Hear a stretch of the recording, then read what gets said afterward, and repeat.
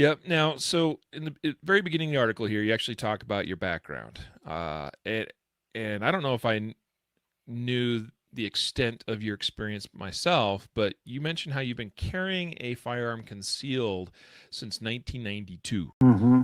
That's dang near 3 decades. That's a while. Yeah.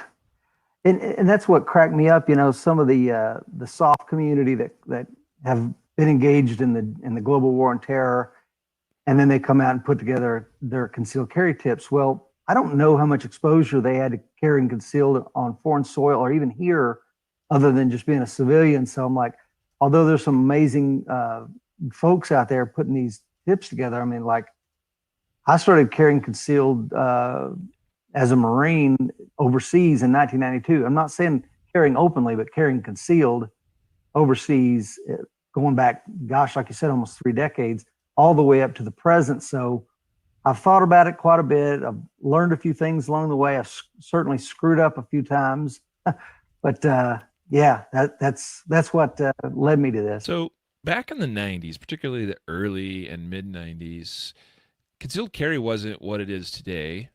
There, as far as the equipment, holsters, I mean, even the guns were not as ideal, as far as design for concealed carry, the way a lot of things are today.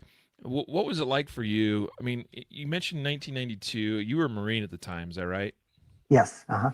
So, and you also mentioned that you uh, carried concealed in the military. So, what Yes. did that look like? But yeah, man, back then, people take it for granted all the plethora of things that we have today. Now the choices are virtually endless.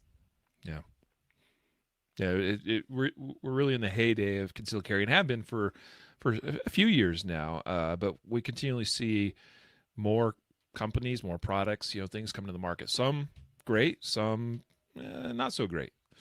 Yeah.